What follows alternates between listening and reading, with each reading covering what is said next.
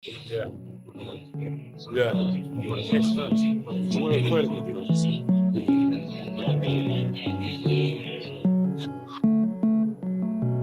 I'm honoured to be here. I'm happy to be here. I think December 19th is going to be crazy though. I think the centre's going to be like buzzing, just crazy energy in that room. I think it'll be really good.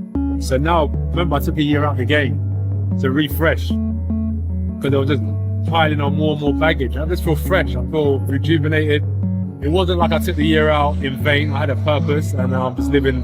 No, you look fresh. I feel good, man. I feel good. I've been training hard. I'm close to the weight that I need to be at for the fight. I feel good. He's done me a favor. Walking around bulky and heavy, I feel quick. I feel amazing. So I'm looking forward to the fight. That's why I'm just vibing right now. I think he is a smart operator. I think he's managed to put a good team around him to help him achieve his wildest dreams. I think he's a smart young man. So I don't want to focus on it being like about Jake. Oh, Jake's small, so that makes me confident. Jake's this, so that makes me confident. I'm just focused on myself. I'm confident in myself. With just 2 weeks left before Jake Paul and Anthony Joshua collide, the atmosphere is already crackling with anticipation. All right, come in.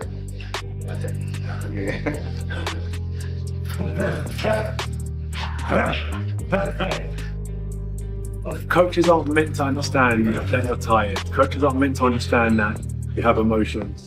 Coaches are just supposed to look at you like you're a machine, and they just want results. I may be tired, but I just got to bite down on my gum shield, because if I can perform to an elite level when I'm tired, imagine what I can do when I've got rest and when I've got energy. I've been through them days where I'm looking for sympathy and you just don't get it in sport, but you don't get it. I always knew there could be the most talented fighter out there, especially in our industry. If they can't sell tickets, they can't put bombs on seats, they'll never showcase their skills to the world, no matter how good they are. And that's why I say you have to have marketability and you have to have ability. And when you bring those two worlds together, it's a recipe for success. AJ isn't approaching this like some novelty fight with an influencer. He's preparing like a man determined to shut down every joke before it's even made. His focus is razor sharp, no smiles, no games, just full heavyweight demolition mode. To him, this looks like the easiest paycheck of his career. Walk in, land a clean right hand, and head home before the crowd even sits down. So I say I don't think Jake's crazy. He's a realist. He's a logical man, and he wants to fight. He wants to fight good fight. I looked at it and said, "Wow, this is a great opportunity to showcase myself to the whole world." And God willing, my prayers are answered, and I get the job done, and I hurt Jake in spectacular fashion, and I get a victory. And Jake called me directly. He called me. He didn't call my team. Jake called me. I said, okay, no problem, no problem. Easy money. Not easy money. We'll see. I'll let you know December 19th, December 20th. But here's where things take an unexpected turn. Jake Paul is carrying himself like he's on the verge of rewriting the entire boxing narrative, moving with this almost reckless confidence that he deserves to share a ring with a former unified world champion. And like it or not, that unshakable self-belief has always been his hidden advantage. I don't think it's necessarily fair to AJ. I just know that I have the power and the timing. It's the shots that you don't see coming that knock people out. And I'm a tricky knockout artist that people don't give me enough credit for. I've won knockout of the year. So he has to be careful. And I do have the timing, the speed, and the tricks up my sleeve to be able to hit a shot on this guy that he doesn't see coming, that can put him to sleep 1000%. He really thinks he can ruin AJ's night. He genuinely believes he can wreck AJ's night, tear up the script, flip the narrative, and turn what should be an effortless payday into the costliest headache Anthony Joshua has ever tried to knock out. I think it's watching his Dubois fight, watching the Ruiz fight, even watching the Usyk fight, and when you look at it, he's lost to guys who are smaller than him. I think it's his, it's his weakness. His kryptonite is the faster guys who don't get hit by his big punches. He's definitely a bit chinny. He's durable. He gets back up. He knows how to fight when he's hurt, and he's still dangerous when he's hurt. but I do see holes where I can land big shots. As all the hype builds toward Jake Paul versus Anthony Joshua later this month, Amir Khan has stepped in with a much heavier warning. He isn't treating this as just another spectacle. He's calling it a real, dangerous gamble. According to Khan, Jake's camp, particularly promoter Nakisa, might be steering him into a matchup that could genuinely put him in harm's way. First of all, I think Nakisa hates Jake Paul because he wants him dead, I think. That's what it comes down to. Me and JB had a meeting with Nakisa and he was giving big ones, which I did not understand. He's not really like, come on. But like, he really wants to see his own friend that he calls my childhood friend hurt. That is wrong, bro. Like, you know what I mean? He's chasing the money. So he's just gone straight to the money and put my man in the firing line against a heavyweight champion who can hurt him and literally cause him problems in the future as well. Khan suggests it seems like Jake's team is prioritizing a massive payday over his long-term well-being. He points out that a heavyweight like Joshua can inflict real, lasting damage. Unlike seasoned pros who have spent years training their bodies to take punishment, Jake comes from a very different background. Khan stresses that boxing demands respect. One clean shot from AJ, the kind that floored Nanu, could derail far more than just Jake's boxing career. Look, if AJ hits him with a shot like he hit Ngannou and knocked him clean out, I mean, even Ngannou would knock Jake Paul out. But that just shows, like, but you can't mess with the sport. Boxing, you can't mess with boxing. Oh, boxing is a sport that you have to respect. You're always at one punch away from getting hurt, and something bad's going to happen one day, and they're going to regret it. They're going to say, oh, why did we take that fight? It's not like they need the money. And if I was AJ, and so a YouTuber come to me, who's tiny, who's smaller than me, and weaker than me, and has no experience at all, you think I'm going to say no to him? While Khan acknowledges that some YouTubers, like Slim, have shown genuine skill, he cautions that this particular matchup enters truly dangerous territory, where a single misstep could have serious consequences for everyone involved, including the integrity of the sport itself. His point is clear. The hype around crossover boxing should never overshadow the real risks of facing an elite heavyweight. Boxing isn't about views, clicks, or viral moments. It's a sport where one clean punch can change everything in an instant. Ends this YouTube boxing because in a way someone is going to get hurt badly, and this could be the fight that someone gets hurt so bad that they will never ever get sanctioned to ever fight again. You know what I mean? But it's true though, innit, bro? Like, honestly, like, the sport is tough, man, and it's hurt and damaged a lot of people that have been boxers, and let alone, and these are people that are used to taking punches and punishment. Building on Amir Khan's cautionary stance, the TalkSport discussion dives deeper, examining the matchup from a more analytical perspective, considering both the financial stakes and the competitive realities.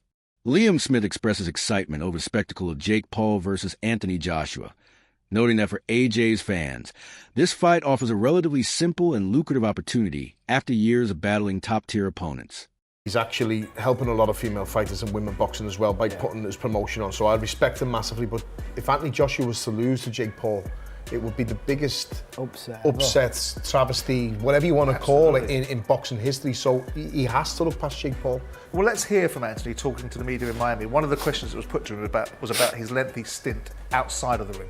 So I took 12 months out of the game, realigned my vision board, and consolidated a lot of things, trimmed down my team. And I said I need 12 months to do that, so I took 12 months out of the game. And from September 21st, if you think about it back then, to now, December, that's 3 months. So most people take about 8 to 12 weeks to prepare for a fight. So this was like a preparation for a fight. The panel also highlights that Joshua confirmed a fighting weight of 245 pounds, a figure in line with his most agile and effective performances. He has also minimized distractions by switching trainers and moving his training camp away from London. While the analysts acknowledge Jake Paul's promotional achievements and his role in boosting women's boxing, they emphasize that the skill gap between him and Joshua remains vast. They agree that a loss for Joshua would rank as one of the biggest upsets in sports history, sparking serious questions about his future plans as he looks to reclaim a world title. It's going to be at 225. 245. 245. 245. But again, there's no rehydration. No rehydration clause. 245. That was the last time that he boxed Alexander Usyk, which was back in 2022. I believe he weighed 245. He was in training camp anyway. He was going to be fighting on the undercard of this fight on Saturday night with Devin Haney. He was going to be fighting on that undercard, 22nd, so he's in shape. His weight's down anyway, so making 245 actually... He has to be that done. Yeah, but that's his best weight anyway, Anthony Joshua. That's where he's more athletic, he's got more movement and whatnot. And no disrespect to Jake Paul here, you go without looking past Jake Paul, but he could look past. The discussion then turns to the bigger concerns around risk and reputation. TalkSport analysts point out that Joshua's changes in management, adjustments to his training camp, and mental resets are all part of a careful long-term rebuild after facing setbacks. In contrast, none of these precautions realistically apply to Jake Paul. The analysts argue that the pressure is squarely on Joshua to deliver a fast, decisive finish. Anything less risks public doubt and sparks speculation about a staged outcome. Meanwhile, Paul's bold claims that he's willing to die in the ring are acknowledged as promotional flair, but also a stark reminder that stepping into the heavyweight arena is inherently dangerous for anyone without experience at this level. With all eyes on AJ to make a statement reminiscent of his previous dominant performances, the panel concludes that this fight carries high reputational stakes for the sport itself. Only a clean, early knockout will quiet skepticism and preserve boxing's credibility. Sort of statements about I'm ready to die in there and I'm going to bash you up and stomp all over you, give you any cause for concern about the sport? He's a YouTuber, isn't he? So they want them views. His life's been about views, and taking this fight with Joshua is views for him. So even if he loses in first round, he can always say I've been in with Joshua. Yeah. So he's at a win-win. It's Anthony Joshua what's under pressure. He's got to knock him out. Building on TalkSport discussion of risk and credibility, former world champion Chris Algieri brings a grounded perspective from his own time in the ring. He admits that even after seeing the Miami press conference, he struggles to fully view Joshua versus Jake Paul as a legitimate sanctioned fight, a matchup between a seasoned heavyweight champion and a newcomer whose main strengths are business savvy and online influence rather than elite boxing ability. Algieri points out that in a standard 8-round fight with 10-ounce gloves, Joshua's raw power, Olympic experience, and recent highlight reel knockout of Ngannou make it hard to imagine Paul surviving even the opening round, unless unusual rules or restrictions are in play. He also cautions that Joshua's relaxed demeanor during fight week could reflect either confidence or a dangerous misjudgment. And while some fans label AJ as chippy, Algieri firmly reject that characterization. It happens, it happens. Boxing is the wild, wild west. Anything can happen. And especially with Jake Paul and his money and his ability to make things happen, it's very, very possible. But I don't see how this fight ever makes it out of the first round. And if it does, then comes into question of, is this a real fight? I mean, have the rules set come out yet? Have we heard whether or not Anthony Joshua has to wear his boots on the wrong feet if he can't throw his right hand, if he has to be set up to a shock therapy if he throws punches? Is there anything said yet, or is this a real fight? Do we know? 8 rounds, 10-ounce gloves, 3 minutes, and it's a real sanctioned fight. A fighter must first land a clean shot, and Paul could not do that. Algieri points out that a fighter must first land a clean, effective shot, and Paul has struggled to do that, even against a declining Julio Cesar Chavez Jr., closing the distance on a true heavyweight. He argues is the real challenge Paul faces, a problem many experienced fighters have failed to overcome.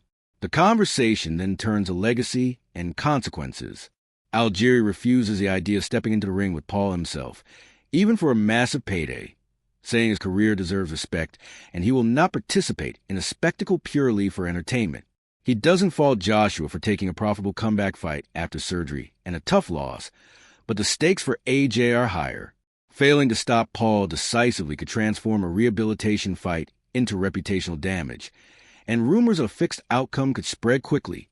Algieri stresses that calling Joshua chippy ignores context. Taking hits from world-class punchers is not the same as being vulnerable to a naturally smaller cruiserweight YouTuber. Even if Paul lands a shot, hurting or finishing a 240-plus pound champion is a completely different challenge than stunning a smaller, retired opponent. He says he'll watch partly for entertainment and partly to see if Paul truly grasps the magnitude of stepping up to this level. But he warns bluntly that the first genuine heavyweight grade punch Paul takes could end the entire experiment. In the opposite corner to him and have that opportunity. No. No. It's a sideshow. You're probably the first fighter to say that. Yeah, because first of all, I had a real career, and I respect the sport, and you're not just gonna pay me, so use me to come in there and go put this fight together. I'm not an active fighter. I haven't been for almost 5 years. To come off the couch just because of an opportunity, because there's a lot of money thrown at me. Listen, I respect what I've done in my career. Listen, if we were in my career and I was fighting and training and that came up and there was a reason for it, that's a whole different thing. Even Anthony Joshua, I don't knock Anthony Joshua at all for this. He's coming off of a loss. He's coming off of an elbow injury, and he's looking to get back in. This is a perfect get back fight. 8-rounder, and I get to make a ton of money. It makes total sense. And after everything we've heard, Legends warning of disaster, analysts calling it a circus, and Jake Paul grinning like he's cracked the code on boxing. The countdown is on. Soon, someone's entire reality will be shattered live on Netflix. Either AJ steps in, lands one thunderous punch, and ends this YouTube experiment before Jake even finishes his ring walk, or Paul pulls off a universe-defying upset so shocking that boxing fans will be left in disbelief and the internet will implode. That's the wild thrill of this matchup. Half of us are convinced this is Joshua's easiest payday yet, while the other half secretly fears witnessing the most shocking upset since gravity itself.